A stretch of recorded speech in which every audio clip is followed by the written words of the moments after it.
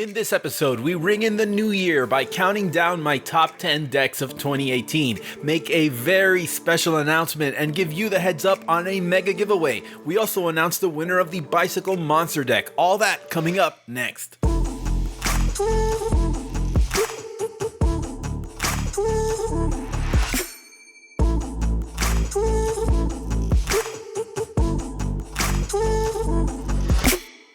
About a year ago, I walked into the bedroom of our apartment to tell Lady Wake about my latest and greatest idea. I was going to start a YouTube channel and review a different deck of cards every week. 52 cards in a deck, 52 decks in 52 weeks. It just made perfect sense. Except I remember the puzzled look on her face when she turned to me and skeptically said, "They make so many card decks?" How far we've come. There may be 52 brick boxes in the closet by now, and there's seemingly no end in sight. That's because the playing cards community has embraced this channel, and in 2019 we hope to continue to bring you the very best in content aimed at the playing card enthusiast.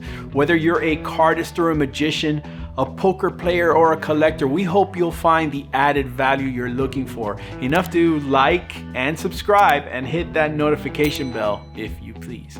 The video is just about the 52nd video I've posted. Granted, not all of them have been deck reviews, but seeing as how it coincides with the end of the year, what better time to bring you a list of my top 10 favorite decks of 2018. Be sure to stay all the way to the end for a couple of really huge announcements. And, well, nothing more to do except kick it off with number 10.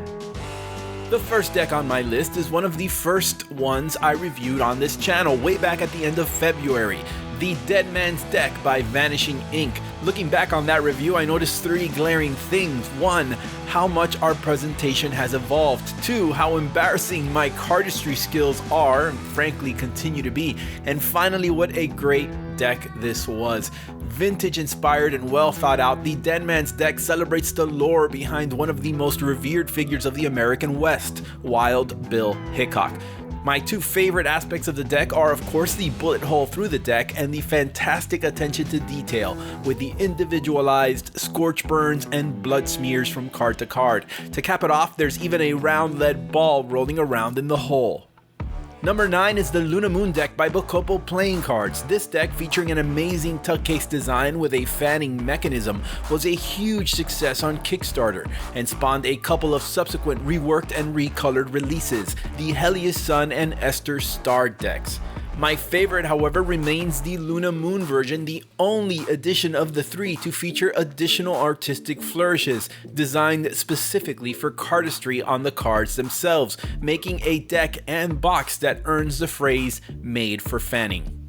Number 8 is the National Playing Card Collection Day 2018 Blue Gilded deck. I'm planning a more in-depth review of these decks in early 2019, but for now I'll touch on the best aspects. For one thing, the Tux box design by Alex Chin and Seasons Playing Cards is brilliant and features either a red or blue color tinted see-through window, designed to filter out the opposing color and change the design depending on which color the art is perceived through. The deck is an homage to chess and prominently features chess pieces on the jokers. Available in 6 different color tuck cases, my favorite is the Blue Gilded edition with white and silver tuck case. All 6 decks were limited to runs of 500 each. Number 7, the Tallyho Olive Limited Edition by King's Wild Project. Didn't take long for designer Jackson Robinson to find a design of his notched among my top 10, and spoiler alert, it won't be the only time he appears on this list. The Olive Tallyho deck is the quintessential player's deck. Easy to read, amazing handling, enough luxury to make the deck the talk of game night. My favorite aspects include the fantastic foil embossed tuck and the court cards that should honestly be hanging in a museum. Number 6, the Cobra deck by JP Games Limited. This deck was the first deck I owned that featured Cardamundi's impressive and industry-altering B9 true linen finish, and it did not disappoint. A premium-feeling deck featuring a cool serpent theme designed by Rick Davidson. With standard courts perfect for Magic and gameplay, the Cobra deck achieves more with less. The stock is smooth and a joy to handle. Even the tuck is perfectly minimalistic. I reached out to JP LP Games sometime after the deck's initial release and was disappointed, however, to discover that there were no plans to continue the animal theme any further, which honestly is a real shame. Before we keep going, I just want to take this moment to thank all the patrons of this channel for their really generous contributions this 2018. In fact, if you're interested in adding your name to the list of producers seen here, please visit wake.video/Patreon. Listen, your support can help us improve the quality and the frequency of the content we provide. Really, we'd love nothing more than to do this kind of stuff full time. That's what this Patreon is hopefully for. Ultimately, if you're able to support us, it would be a big help. But either way, don't worry, because we're committed to giving you the same great content with all the value you've come to expect. Moving on into the top 5. The next deck on my list is another deck getting a full featured review in 2019, but for now, it's worth showing you my favorite aspects. Number 5 is the Outlaw deck by Kings and Crooks playing cards designed by Lee McKenzie. The Outlaw deck features a fantastically embossed tuck case regardless of black or red version. My favorite is the classic black. The biker motif offers a great riff on the standard bicycle playing cards. The back design is fantastic, the courts are fun and well thought out, and the jokers feature a badass king riding his bike. The deck is USPCC printed and handles great. Number 4 is the Maduro Gold Edition playing cards by King's Wild Project. Winner of the top spot on my top 10 tuck cases video, this cigar box inspired magnetically clasped case is a masterclass in design. Add to that the tobacco brown inner tuck case with gold foil cigar bands, and you've got a brilliantly executed motif. The cards feature brown tobacco leaf coloration, and the core cards offer many details consistent with the deck theme, while still remaining true to the design of Jackson Robinson's original court cards. My only qualm? The Expert Playing Card Company, the printers of this deck, don't often produce the best handling decks. This one was printed by the Taiwan facility, however, and does handle pretty well.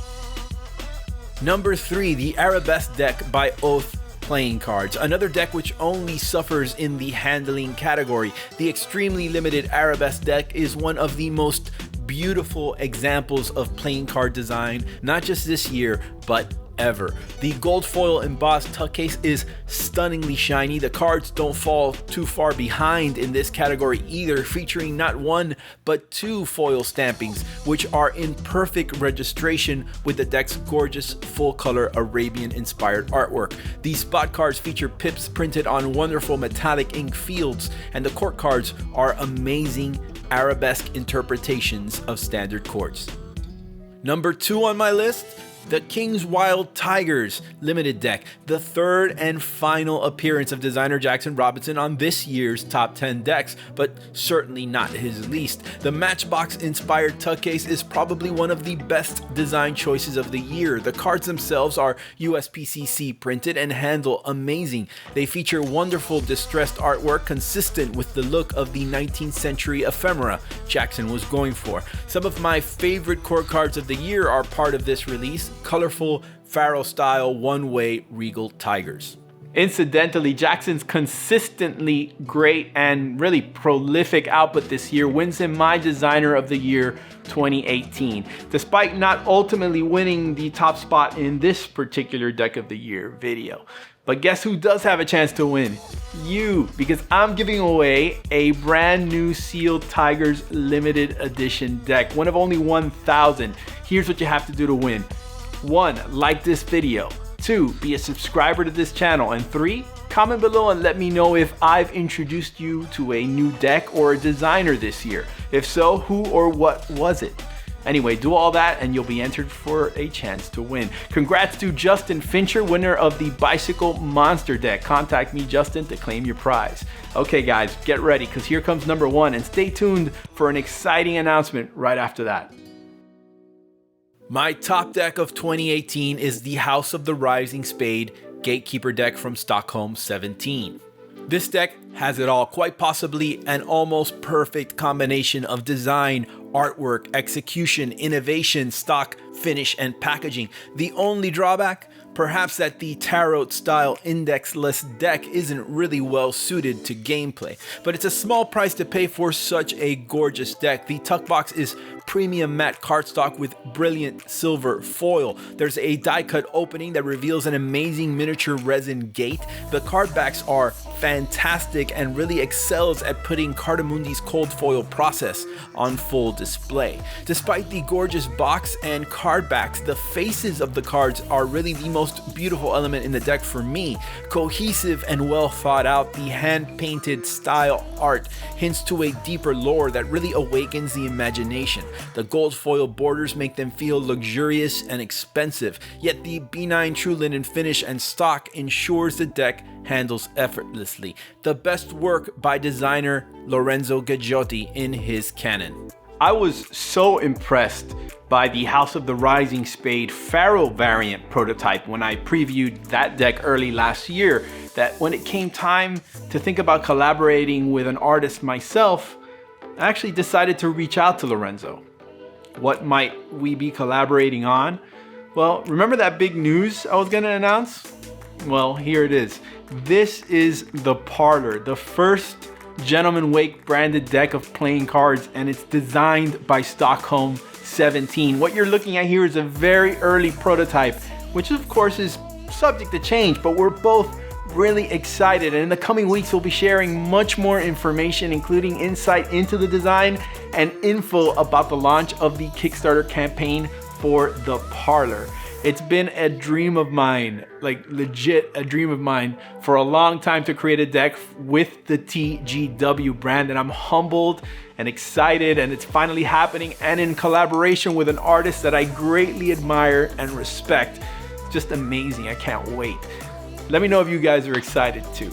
Anyway, back on topic. Some of you might not have agreed with some of my earlier top deck choices, and that's cool. In fact, why don't you head on over to unitedcardist.com and take part in their Deck of the Year awards and let the world know how you would rank them. And the best part, they currently have 16 different prizes up for grabs just for voting.